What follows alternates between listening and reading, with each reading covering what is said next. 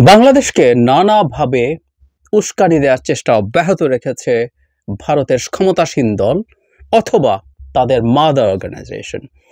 আমরা নিশ্চয়ই এর মধ্যে খেয়াল করেছি যে একটা নিউজ, দিল্লিতে বাংলাদেশ হাইকমিশন ঘেরাওয়ের ঘোষণা আরএসএস এর। আমি পড়বো এই জায়গাটা। আবার বাংলাদেশে একটা কর্মসূচি দিয়েছে বিএনপির 3টা সংগঠন, কিন্তু মৌলগত বা মৌলিক পার্থক্য আছে। সেটা আসলে এই দুই দেশের পার্থক্যটা আরও ক্লিয়ার করবে আমাদের সামনে। আমি একটু পড়ি। ভারতের পররাষ্ট্র সচিব বিক্রম মিশ্রের বাংলাদেশ সফরের কথা ঘোষণা যেদিন হলো, সেই শুক্রবারে প্রতিবেশী রাষ্ট্রে হিন্দু নিপীড়নের অভিযোগ তুলে দিল্লিতে বাংলাদেশ হাইকমিশন ঘেরাওয়ের কর্মসূচি ঘোষণা করেছে হিন্দুত্ববাদী রাষ্ট্রীয় স্বয়ংসেবক সংঘ সহ কয়েকটি সংগঠন। 10 ডিসেম্বর হাইকমিশন ঘেরাও করবে তারা। এখানে সিভিল সোসাইটি অব দিল্লি নামের একটি সংগঠনের ব্যানারে এটা করা হচ্ছে, কিন্তু আসলে খোঁজ নিয়ে জানা গেছে যে এটা আসলে আরএসএস-এরই। দিল্লি নাগরিক সমাজের ব্যানারে বাংলাদেশ হাইকমিশন ঘেরাওয়ের কর্মসূচি নেওয়া হলেও উদ্যোগটা প্রধানত আরএসএস-এর।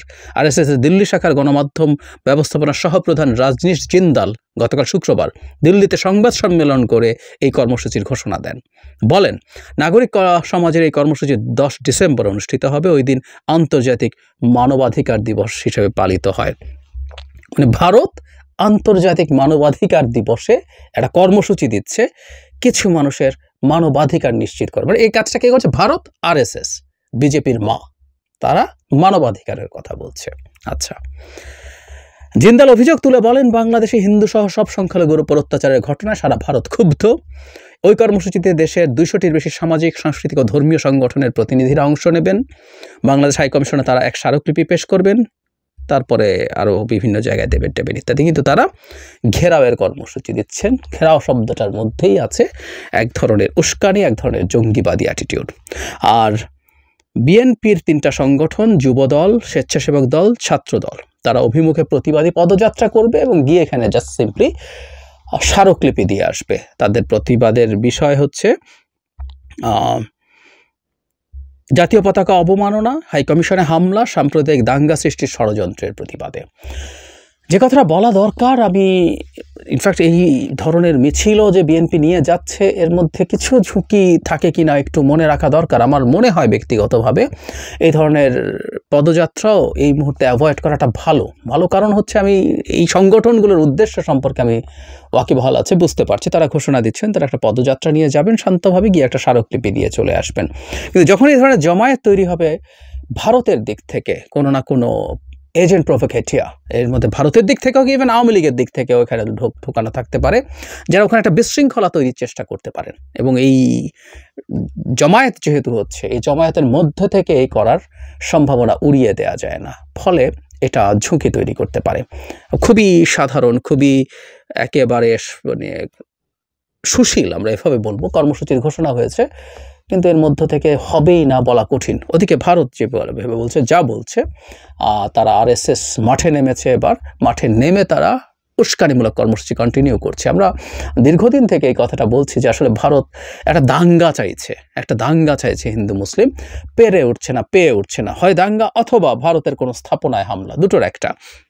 হাইকমিশনে যখন হলো, আমাদের সহকারী হাইকমিশন ত্রিপুরা আগরতলায়, তখনও তারা চেয়েছিল আমরা ভারতের কোনো একটা স্থাপনায় হামলা করি। হামলা দূরে থাকুক, আমাদের এই ধরনের আওয়াজও কেউ তোলে নাই যে একটা পাল্টা কিছু করো। অথচ আমরা বাংলাদেশের সব মানুষকে একত্রিত হয়ে সবাইকে শান্ত থাকতে বলতে দেখলাম। সব মানুষ। একই কথা প্রযোজ্য আমাদের লয়ারকে যখন কোর্ট প্রিমিসেসে কুপিয়ে হত্যা করা হয়েছে, তখনও পাল্টা কোনো কিছু করার আহ্বান আসে নাই। এসেছে যেভাবেই পারো সবাই শান্ত থাকো, সবাইকে একই কথা বলতে অসাধারণভাবে আমাদের মানুষরা, আমাদের এই দেশ কতটা চমৎকার টলারেন্ট, সেই জিনিসটা প্রমাণিত হয়েছে।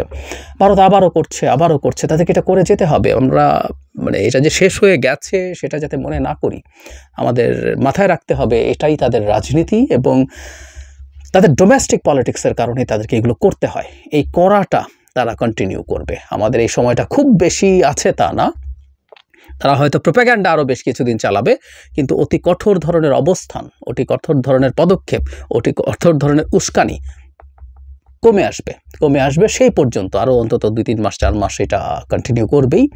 সেই সময় পর্যন্ত আমাদের একটু ধৈর্য ধরতে হবে। আর আমরা হয়তো খেয়ালও রাখবো, ভারতের পররাষ্ট্র সচিব যখন এসছেন তিনি কী ধরনের বার্তা দিয়ে যান এবং জয়েন্ট স্টেটমেন্ট যেটা দেয়া হবে সেটার ল্যাঙ্গুয়েজ, সেগুলো আমাদের কিছু ধারণা দেবে যে ভারত আসলে সামনের সময়টাকে কীভাবে নিয়ে যেতে চেয়েছে। তার আশা ইটসেলফই একটা বলবো যে সিচুয়েশন যা সেটাকে ডিএসকালেট করার চেষ্টা করা, মানে উত্তেজনা কমানোর এক ধরনের চেষ্টাই বলবো। কারণ ভারতের দিক থেকে ভারতের উগ্রবাদীদের এক ধরনের চাপ ছিল তিনি যেন না আসেন, আমাদেরও আবার উগ্রবাদীদের চাপ ছিল বাংলাদেশ যেন নিজে থেকেই এই বৈঠক ক্যান্সেল করেন। কোনোটাই হয়নি, দুই পক্ষ বসতে যাচ্ছে এবং আমরা এটা দেখতে চাইবো যে ভারত তার বাস্তবতা বুঝবে এবং বাস্তবতা বুঝে সে তার এই ধরনের অহেতুক বাজে অপরিণামদর্শী অ্যাটিটিউড থেকে বেরিয়ে আসবে এবং আস্তে আস্তে উত্তেজনা কমিয়ে আনবে। তারা এখন একবার তো শুরু করে দিয়েছে।